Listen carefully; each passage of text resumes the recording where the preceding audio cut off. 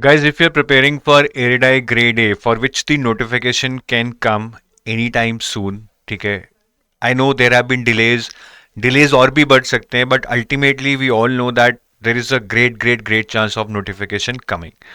तो अगर आप ये एग्ज़ाम देना चाहते हैं, it's right time to start. और इस वीडियो में मैं आपको 3 मंथ स्टडी प्लान के बारे में बताऊंगा एरिडाई के, विच इज़ वेरी प्रैक्टिकल। तो आप इसको ध्यान से सुनिएगा and then realise by yourself कि हाँ यार, हम ये कर सकते हैं। तो इस वीडियो में सबसे पहले हम ये डिस्कस करेंगे कि हम 3 मंथ्स का प्लान क्यों डिस्कस करें, 6 महीने का क्यों नहीं। फिर एक 3 मंथ्स के प्लान का ओवरव्यू लेंगे। Then we will discuss about the strategy and timelines to prepare for quant, then insurance, then reasoning, then ESI impacting insurance. Then we will see how to prepare current affairs and what is the best way to give sectional test and full length mock test, and if we get some extra time before phase 1 how to utilize that. तो ये सारी चीज़ें हम discuss करेंगे। आगे जाने से पहले I want to tell you कि अगर आप एरिडाई के लिए प्रिपेयर कर रहे हैं तो ये सॉल्ट PYQs की गाइड बुक आप ज़रूर डाउनलोड करें। इसमें आपको एरिडाई के 2017, 23 और 24 के सॉल्ट PYQs मिलेंगे, which are very important for you to understand के एग्जाम का क्या पैटर्न है, किस टाइप के क्वेश्चंस आते हैं, डिफिकल्ट आते हैं, आसान आते हैं, स्टैटिक आते हैं, करंट अफेयर्स बेस्ड आते हैं। तो इससे आपको काफ़ी आइडिया लग जाएगा and you can download this guide book very easily. There is a link in the description of this video, उस पर क्लिक कर आप इस गाइड बुक को डाउनलोड कर सकते हैं। Now first of all, why 3 month study plan for IRDAI? ठीक है, देखिए अब नोटिफिकेशन वी आर एक्सपेक्टिंग कि जैन फेब में आ सकता है। इफ द फर्दर डिलेज, ठीक है, मैं ऐसे कोई गारंटी नहीं दे रहा हूं कि जैन फेब में आएगा, चलो मार्च में आ गया तो, लेकिन हम वर्स्ट केस सिनेरियो लेके चलते हैं कि जैन फेब में आ सकता है। अगर जैन फेब में आता है तो मोस्ट प्रॉब्ली मार्च या अप्रैल, जैन में आया तो मार्च, फेब में आया तो अप्रैल में फेज 1 होगा, और फिर मार्च में फेज 1 हुआ तो मई में फेज 2, या फिर अप्रैल में हुआ तो जून में फेज 2। तो मोटा मोटा यहां से लेकर यहां तक आपके पास 4.5 मंथ्स है, ठीक है, फेज 2 तक। लेकिन फेज 1 तक तो आपके पास 2.5 मंथ्स ही होंगे मैक्सिमम शायद, है ना। तो इसलिए हम अभी 3 मंथ स्टडी प्लान डिस्कस कर रहे हैं कि अगर आपके पास 4.5 मंथ्स रहते हैं वर्स्ट केस सिनेरियो में, so you need some time for revision also. तो 3 मंथ्स में we will try to complete the syllabus, बाकी एक बफर लेके चलना पड़ेगा ताकि अगर 90 डेज में नहीं होता है तो 110 डेज में हो जाए, and the latter part is left for revision. अब इस 3 मंथ्स स्टडी प्लान का ओवरव्यू क्या है? फर्स्ट 20 डेज हम क्वांट और इंश्योरेंस पे फोकस करेंगे। Insurance is not a big component, उसमें डिस्क्रिप्टिव राइटिंग बेस्ड स्टडी करनी है, आराम से हो जाएगी। Then 21st to 40th day we will study reasoning and we will study ESI impacting insurance। ठीक है, इसको भी हमने डिस्क्रिप्टिव राइटिंग बेस करना है, हमें इसको बहुत डिटेल में घुसकर एक एक पॉइंट को नहीं समझना है, बट हाँ बेसिक कॉन्सेप्ट समझकर we can start with descriptive writing. And during this time on weekends we will start with the current affairs, जितना हमसे हो पाएगा हम करेंगे। Then 41st to 60th day we will focus on current affairs, because phase 1 में current affairs बहुत important है। Along with that we will try to do some sectional test on quant and reasoning. Phase 1 में cut off काफी high जाता है तो preparation is not enough, we will have to solve lot of questions. और हम कुछ 3 full length mock test देने की ट्राई करेंगे if we are able to find time.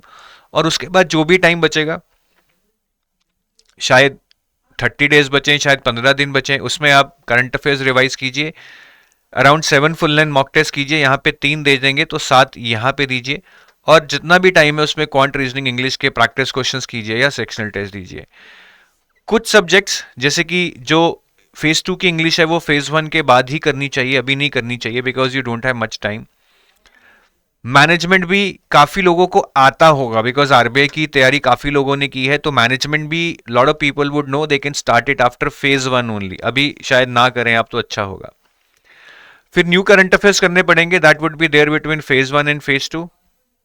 और जो इंश्योरेंस और ESI इम्पैक्टिंग इंश्योरेंस आपने यहाँ डिस्कस किया होगा उसको हमें रिवाइज करना पड़ेगा, और फेज 2 के around about 5 full length mock test हमें देने पड़ेंगे।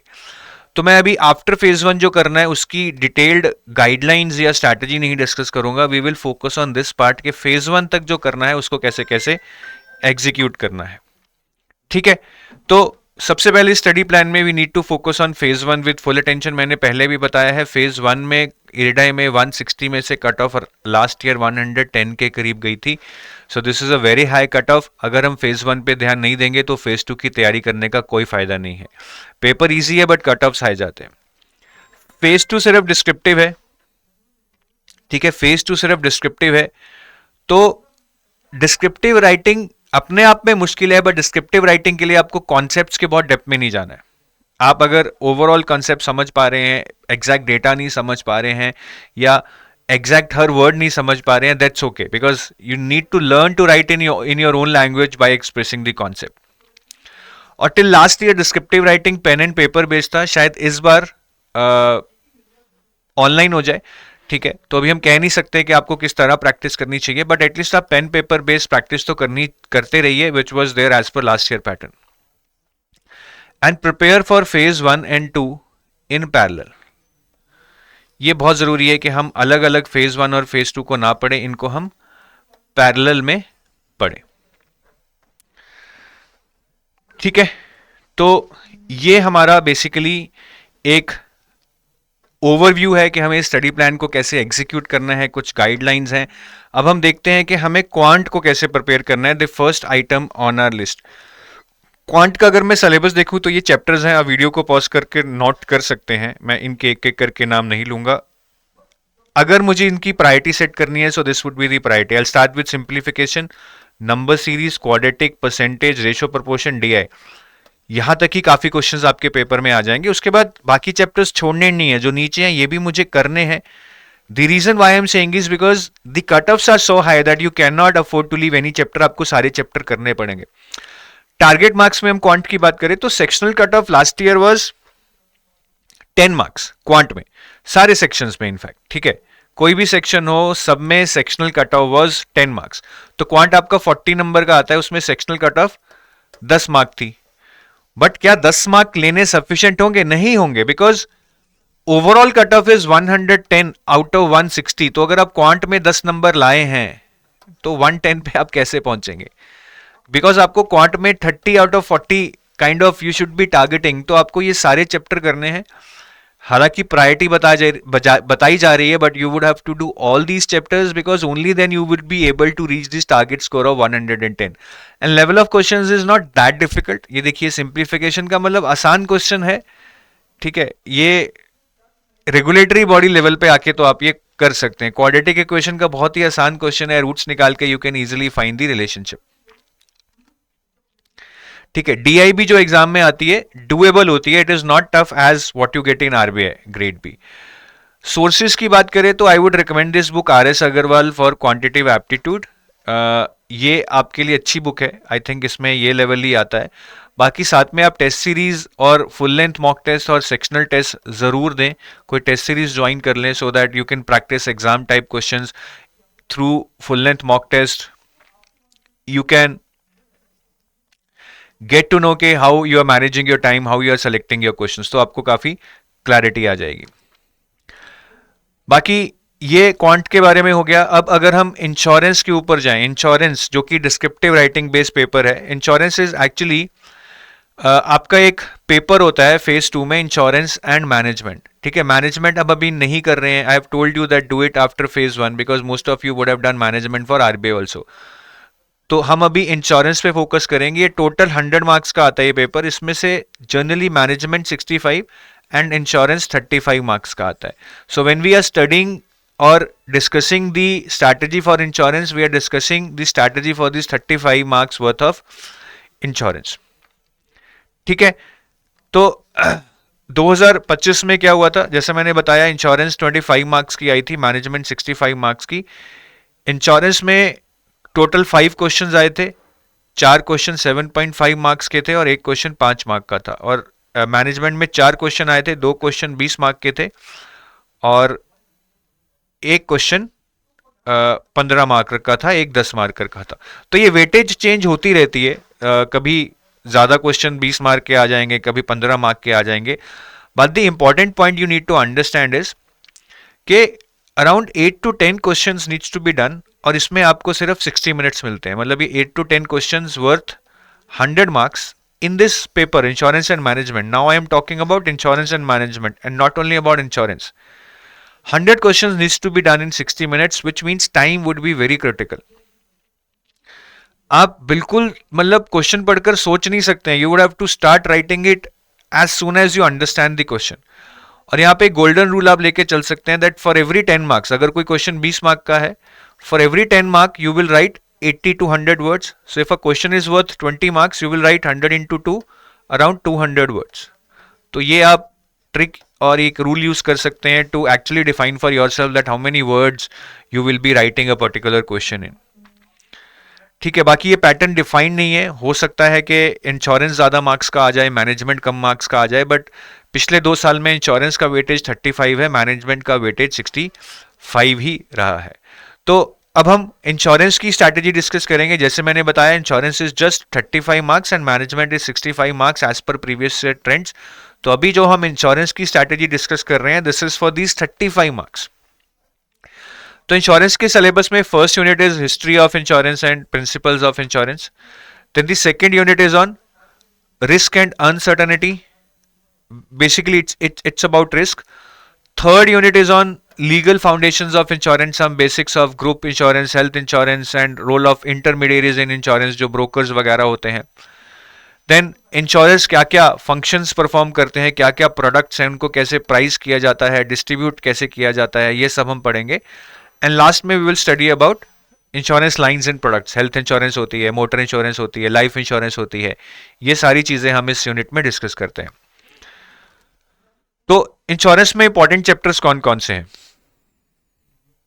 इंश्योरेंस में जो इंपॉर्टेंट चैप्टर्स हैं वो सारे हैं. ऐसा मैं क्यों कह रहा हूं? देखिए, पेपर डिस्क्रिप्टिव है. डिस्क्रिप्टिव पेपर में you need to have an idea of every chapter so that you can solve any damn question in the exam.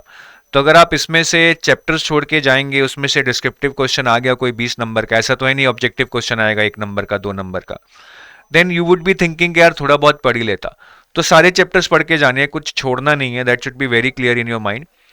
बाकी इंश्योरेंस में टाइप्स ऑफ क्वेश्चंस जो आते हैं, there are 4 types basically what I have categorized. Either they would be directly related to the syllabus, or they would be related to the syllabus but little tweaked.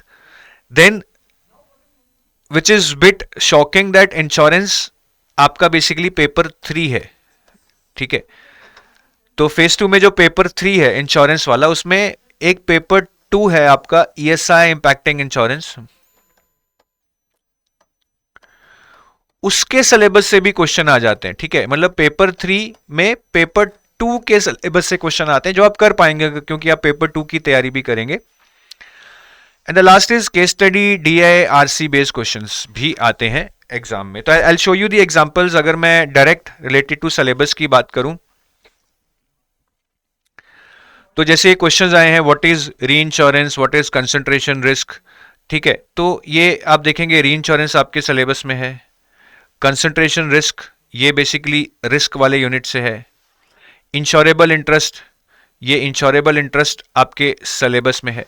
ठीक है, 2024 में भी जो last exam हुआ था उसमें भी इंश्योरेबल इंटरेस्ट पे क्वेश्चन आया था, एक रिस्क एंड पेरिल्स पे आया था. तो ये तो पूरा यूनिट ही रिस्क एंड पेरिल्स पे है. तो ये बिल्कुल directly related to the syllabus है, ये आप कर सकते हो. Then there are certain tweak questions. जैसे क्वेश्चन आया था कि इंश्योरेंस डेंसिटी क्या है, ये आप बता दोगे, but how does high insurance density means high inclusion? This was some concept based और application based question. So insurance density आप यहाँ पे पढ़ लेते हो इंश्योरेंस में, but how this leads to high inclusion ये आपको अपने आप इन्फर करना था और लिखना था. तो ये थोड़ा सा ट्वीक्ड क्वेश्चन है. फिर जैसा मैंने बताया, कुछ क्वेश्चंस पेपर 2 के सिलेबस से आ जाते हैं. जैसे क्वेश्चन आया था impact of business cycles on insurance. तो बिजनेस साइकिल्स आपके सिलेबस में है, जो आपका पेपर 2 का सिलेबस है. ये जो सिलेबस आप देख रहे हैं ये पेपर 2 का है, ये इंश्योरेंस का सिलेबस नहीं है. इसमें से आपको क्वेश्चंस दे दिया गया था. फिर कुछ केस स्टडी बेस्ड क्वेश्चंस थे कि इंश्योरेंस का एक डेटा दे दिया गया था, उसमें से क्वेश्चन पूछे. इस तरह के कुछ ग्राफ दे दिए जाते हैं which is like DI based questions and you can very well solve those questions अगर आप उसको ध्यान से पढ़ेंगे. तो ये मुश्किल नहीं होते हैं. ठीक है, तो ओवरऑल अगर मैं समराइज करूं, 2024 में काफी क्वेश्चंस तो डायरेक्ट आए थे, एक केस स्टडी बेस्ड क्वेश्चंस भी आया था. 2024 में इनडायरेक्ट क्वेश्चन नहीं आए और ना ही पेपर 2 के सिलेबस से क्वेश्चन आए, लेकिन 2023 में पेपर 2 के सिलेबस से क्वेश्चन आया था, 2017 में भी आया था, ठीक है। May be they have corrected themselves, but overall the insurance part seems के आप ये कर लोगे, ज्यादा इसमें दिक्कत नहीं आएगी अगर आप उसको अच्छे से समझ लोगे। इंश्योरेंस के सोर्सेज क्या हैं?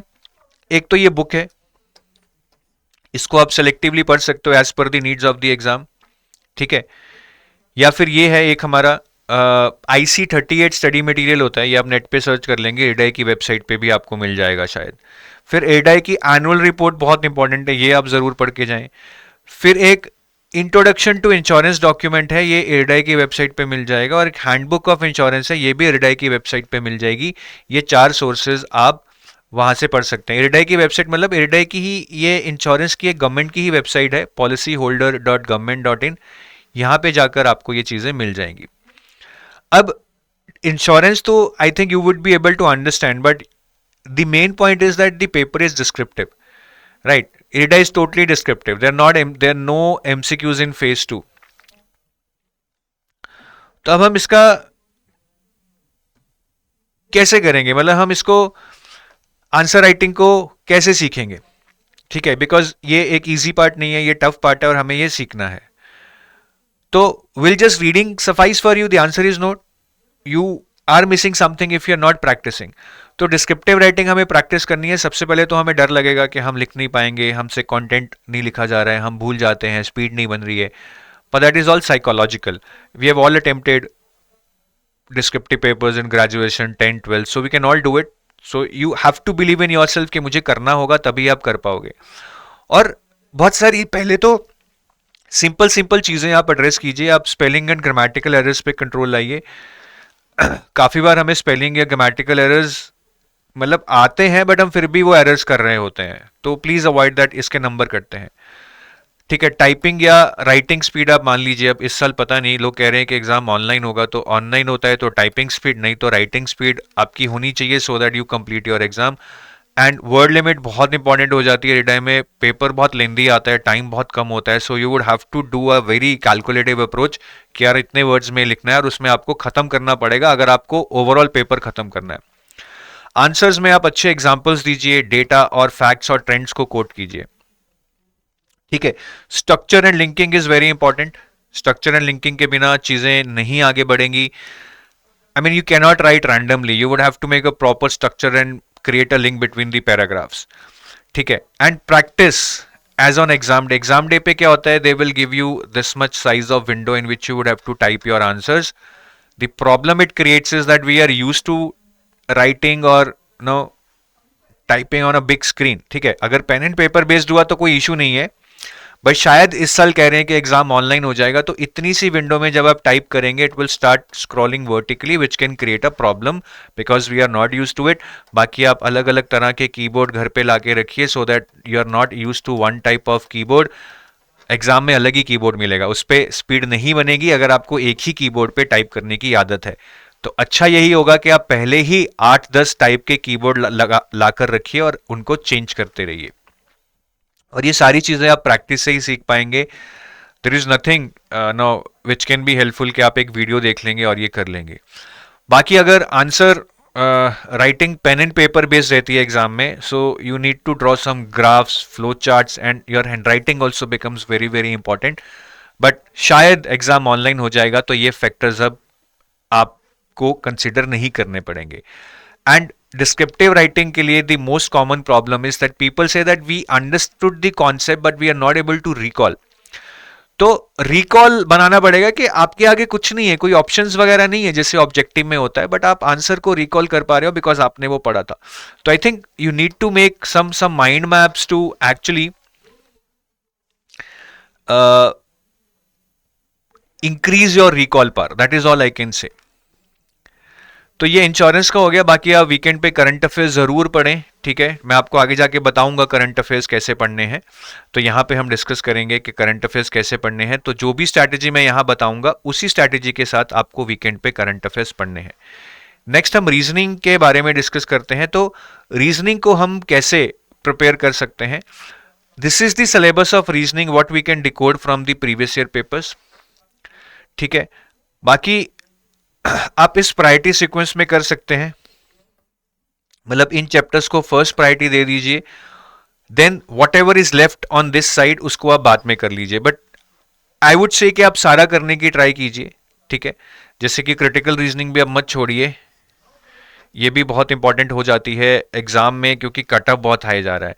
तो कट ऑफ तो 10 मार्क ही जा रही है रीजनिंग में भी, the sectional cut off, but the overall cut off is so high as I told you. In reasoning also you need to target 25 to 30 marks out of 40, that becomes very very important. तो जो भी chapter करें अच्छे से करें, उसमें बहुत सारे क्वेश्चंस प्रैक्टिस करें, और क्वेश्चंस इजी रहते हैं जनरली।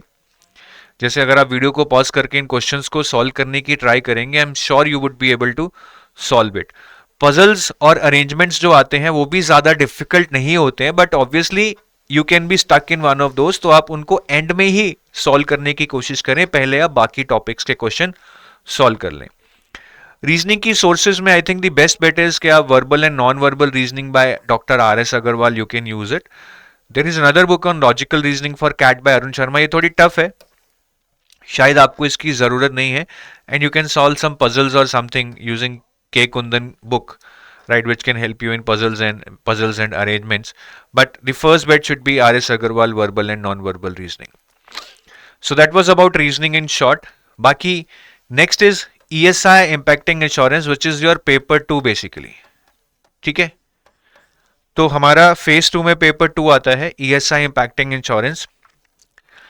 इसका अगर मैं सिलेबस देखूं, this is different from the ESI that we study in RBI और NABARD, ठीक है। तो इकोनॉमिक्स के कुछ प्रिंसिपल्स या बेसिक टर्म्स आपको यहां पे यूज होंगी, but this is different from ESI impacting insurance.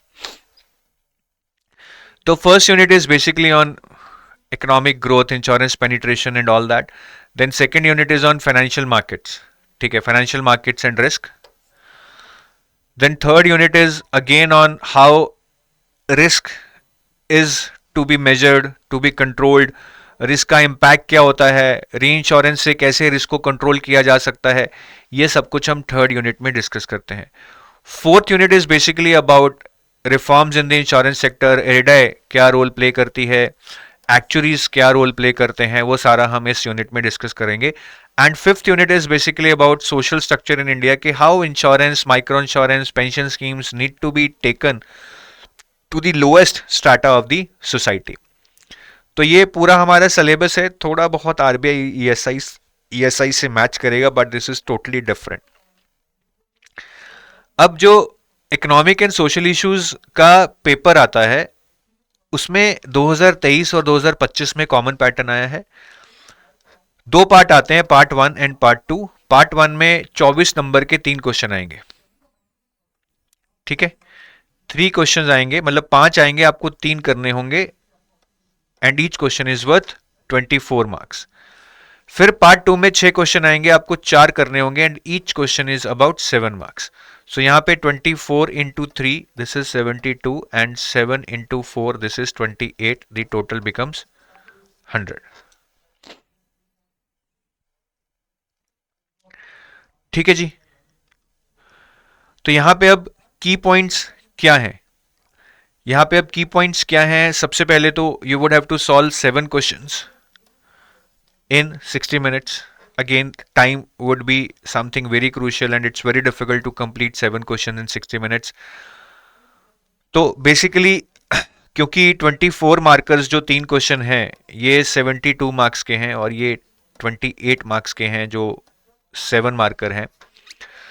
तो basically out of 100 72 marks is for 24 marker question.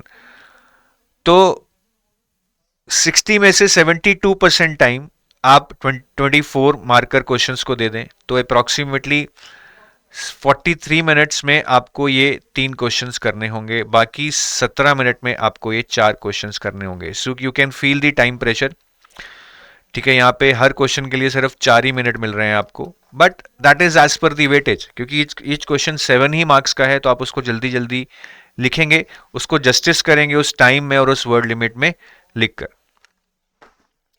अब इसमें किस टाइप के क्वेश्चंस आते हैं, काफी क्वेश्चंस पेपर से रिलेटेड नहीं होंगे, मतलब ऐसा नहीं है कि सारे क्वेश्चंस सिलेबस से ही आ रहे हैं, तो थोड़े क्वेश्चंस इधर उधर से आ जाते हैं, बट इफ यू अंडरस्टैंड कि किस टाइप के क्वेश्चंस आ रहे हैं, you can plan it beforehand. तो एक तो सबसे पहले generally schemes either related to the insurance sector और पेंशन सेक्टर और रिलेटेड टू रिटायरमेंट और इंश्योरेंस इन एग्रीकल्चर, इस तरह के जो सोशल सिक्योरिटी से रिलेटेड स्कीम्स हैं which help the underprivileged sections of the society, उस पे क्वेश्चन आता है। फिर कुछ क्वेश्चंस पेपर 3 का जो सिलेबस है आपका, ठीक है, पेपर 3 में हमने देखा था पेपर 2 के सिलेबस से क्वेश्चन आ रहे हैं, पेपर 2 में पेपर 3 के सिलेबस से क्वेश्चन आते हैं। Question on current affairs, finance और इंश्योरेंस सेक्टर के जो करंट अफेयर्स हैं वहां से क्वेश्चन आ जाता है। देन आपके सिलेबस में जो ईएसआई दी हुई है वहां से क्वेश्चन आ जाता है। कुछ केस स्टडी बेस्ड क्वेश्चन आ जाते हैं, या आईआरडीए का एनुअल रिपोर्ट है वहां से भी क्वेश्चन देखने को मिलते हैं। ठीक है, तो मैं आपको कुछ एग्जांपल दिखाता हूं। जैसे ये मैंने बताया कि पेंशन या इंश्योरेंस रिलेटेड स्कीम्स आती हैं, तो 2023 में फसल बीमा योजना पे आया था, 2024 में वाया वंदना योजना पे आया था। तो इस तरह के क्वेश्चन आते हैं, और ये आते क्यों हैं? क्योंकि आपका last unit is about social structure in India, कि कैसे हम इंश्योरेंस या पेंशन को ग्रास रूट लेवल्स पे लेके जा सकते हैं, इसीलिए ये स्कीम्स में से क्वेश्चन पूछे जाते हैं। फिर पेपर 3 के सिलेबस से काफी क्वेश्चन आते हैं, जैसे अंडर राइटिंग आपके पेपर 3 के सिलेबस में है। Role of banks and brokers which is role of intermediaries आपके पेपर 3 के सिलेबस में है। अगर मैं आपको दिखाऊं, देखिए यहाँ पे अंडर राइटिंग वाला क्वेश्चन आया है, अंडर राइटिंग आपका पेपर 3 के सिलेबस में है। Role of banks and brokers is basically related to intermediation in insurance. Principle of utmost faith and principle of indemnity, ये प्रिंसिपल ऑफ इंश्योरेंस से आया है। तो हालांकि 2024 में पेपर 3 के सिलेबस से पेपर 2 में कोई क्वेश्चन नहीं आया है, बट पहले आते रहे हैं।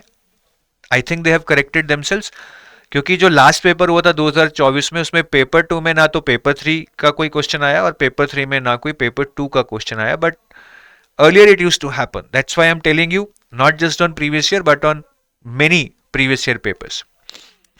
फिर करंट अफेयर्स बेस्ड क्वेश्चन आ जाते हैं, जैसे 2017 में जीएसटी न्यूज में था तो जीएसटी पे आ गया था। 2024 में डिपॉजिट क्रंच का इशू चल रहा था तो उस पे क्वेश्चन आ गया था। सीबीडीसी न्यूज में था तो उस पे क्वेश्चन आ गया था। So these questions that are asked from the recent finance and current affairs might not directly be mentioned in your syllabus, but ultimately since in your syllabus they have mentioned financial markets, institutions and financial services, like these kind of questions can be asked in the examination because they relate to this part of your syllabus.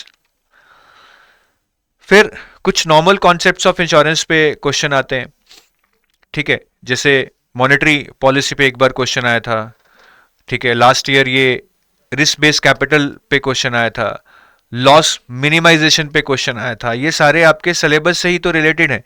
ये अगर आप देखें risk based capital यहाँ पे आपके syllabus में है, ठीक है, लॉस मिनिमाइजेशन ये वाला, ठीक है, this is basically transfer arrangement including reinsurance. फिर एक्चुअरीज पे क्वेश्चन आया था last year, role of actuary यहाँ पे दिया हुआ है। सो ये बिल्कुल आपके जो सिलेबस का पार्ट है वहां से डायरेक्टली उठा के इन्होंने डाला है।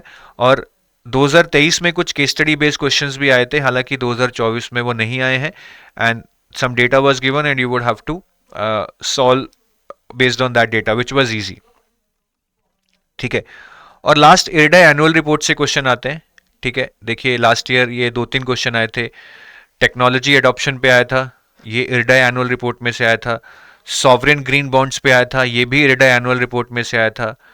Then initiatives aimed at achieving last mile connectivity in insurance industry, ये भी इरडा एनुअल रिपोर्ट में दिया हुआ है। तो IRDA annual report becomes very very important for your paper ESI impacting insurance. तो 2024 का एनालिसिस करें तो सिलेबस से 4 क्वेश्चन आए, 3 क्वेश्चन करंट अफेयर से आ गए, ठीक है, 1 क्वेश्चन स्कीम से आ गया और 2 क्वेश्चन इरडा एनुअल रिपोर्ट से आ गए। तो अल्टीमेटली करंट अफेयर्स भी पढ़ने हैं, एनुअल रिपोर्ट भी पढ़नी है, सिलेबस भी पढ़ना है, तब जाके we would be in a good position. बाकी सोर्सेज ऑलमोस्ट सेम है, बिकॉज ईएसआई इंपैक्टिंग इंश्योरेंस में आई थिंक आप इकोनॉमिक्स के लिए ये रमेश सिंह पढ़ सकते हो, but how ESI impacts insurance, for that वही आपको इंश्योरेंस सीखना पड़ेगा. So introduction to insurance, handbook of insurance जो आपको policyholder.government.in पे मिल जाएगी. IC38 study material and IRDAI annual report would be very important.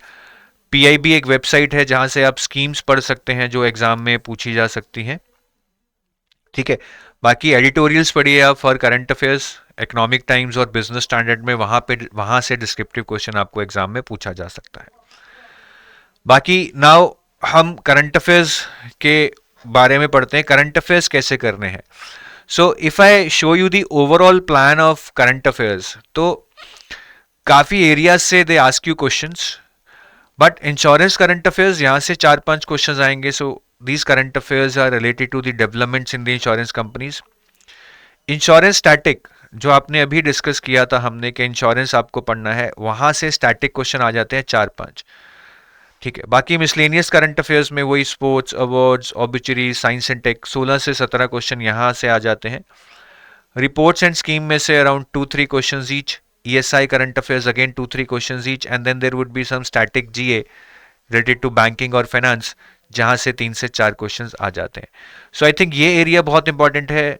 Insurance static बहुत इंपॉर्टेंट है, अगर आपने पढ़ रखा है आप ये क्वेश्चंस कर पाएंगे. इंश्योरेंस के करंट अफेयर्स अराउंड 30 मार्क्स का आपका paper out of 40 in area से बन जाएगा. ठीक है, तो बाकी 5 मंथ्स के करंट अफेयर्स आप पढ़ें, that would be I think sufficient. यहाँ पे चांस ना लें. As I told you the cut offs in phase 1 are really high. मैं आपको कुछ क्वेश्चंस दिखा देता हूं जो आए हैं आपके इन पर्टिकुलर एरिया से. जैसे इंश्योरेंस के करंट अफेयर्स से क्वेश्चन आया है, that which Indian general insurance company did Zurich insurance company acquire 70% stake. तो ये इंश्योरेंस से रिलेटेड है, इसीलिए एग्जाम में पूछा गया है. फिर रिपोर्ट से रिलेटेड एक क्वेश्चन आया था ओपेक की वर्ल्ड ऑयल आउटलुक पे. ठीक है, इसका कोई सिलेबस से रिलेशन नहीं है, but they can ask you anything here. Scheme से again, schemes are again mostly आज to social security like pension और इंश्योरेंस, जैसे Pradhan Mantri Suraksha Bima Yojana and NPS which is related to pension. यहां से क्वेश्चन पूछा गया था. फिर फाइनेंस करंट अफेयर्स से they asked you some chatbot which was launched by SEBI, और फाइनेंस कमीशन कब से कमेंस करेगा वो पूछा गया था. तो इस तरह के क्वेश्चन आपको फाइनेंस करंट अफेयर्स के अंदर आते हैं. स्टैटिक इंश्योरेंस के अंदर इंश्योरेंस के कॉन्सेप्ट पूछेंगे. उन्होंने पूछा which is the oldest insurance company in India, या ये टर्म इंश्योरेंस की डेफिनेशन पूछ ली थी आपसे. तो इस तरह के स्टैटिक क्वेश्चन एग्जाम में you would be able to see. Miscellaneous GA questions, which country became 43rd signatory of Artemis Accords. ठीक है, तो ये नॉर्मल GA है, space exploration, science and tech से related. Which of the following language was recently conferred with the status of classical language by Union Cabinet? ये भी एक languages related question है, जिस which I would put under miscellaneous GA. miscellaneous GA के अंदर काफ़ी topics हैं जो आपको पढ़ने पड़ेंगे. heads, ठीक है, फर्स्ट इन न्यूज़, जो भी चीज़ कोई पहली बार होती है उसके बारे में, government initiatives, MOUs, summits and conferences, science and tech, defence exercises, environment, sports, awards, important days in news, about books and authors, places in news, fairs and festivals, appointments, person in news and some miscellaneous things. तो ये सारे tags आपको पढ़ के जाने हैं for your general awareness section. ठीक है, ESI करंट अफेयर में, so it is related to your know kind of economic and social issues impacting insurance syllabus. जैसे European free trade agreement, European free trade association के ऊपर question आया था, which is kind of related to ESI current affairs. और static GA में they asked you about function of RBI और know who kind of pioneered the credit ratings in India. ये static चीज़ें हैं. स्टैटिक GA है which is related to banking and finance. I mean ये आपने, I think you would have accumulated it over the years. तो basically आपको ये बहुत अच्छे से कर लेना है. इंश्योरेंस के करंट अफेयर्स अच्छे से कर लेने हैं. इंश्योरेंस स्टैटिक अच्छे से पढ़ लेना है. यहाँ पे फाइनेंस और बैंकिंग का स्टैटिक पढ़ लो. यहाँ से आपके 25-26 नंबर आ सकते हैं. I think that should be your target, 25 to 26. और PIB एक अच्छा सोर्स है. ठीक है, यहाँ पे स्कीम्स और ESI करंट अफेयर्स हो जाएंगे.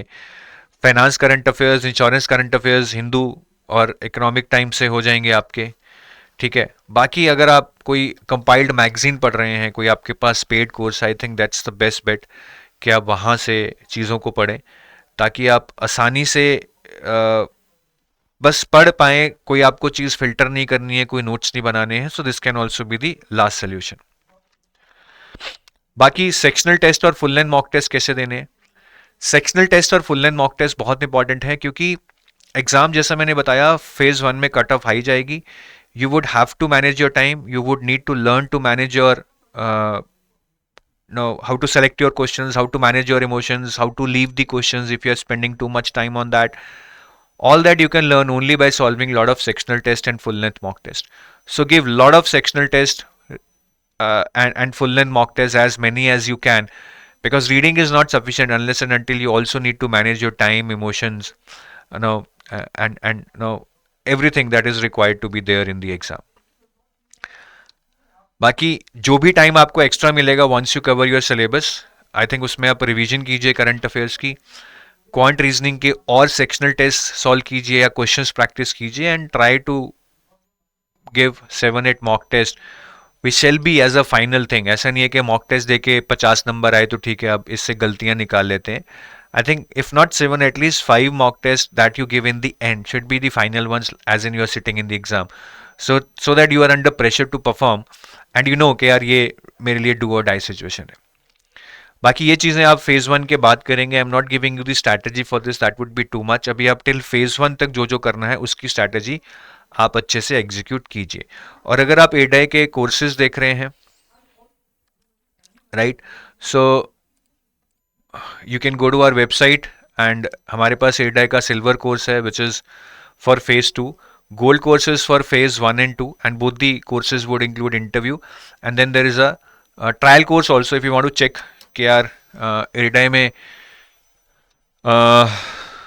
क्या आता है, कैसे हमने पढ़ाया है। This is the trial course you can enroll for. So take your leave, thank you, have a nice day, wish you all the best, bye bye.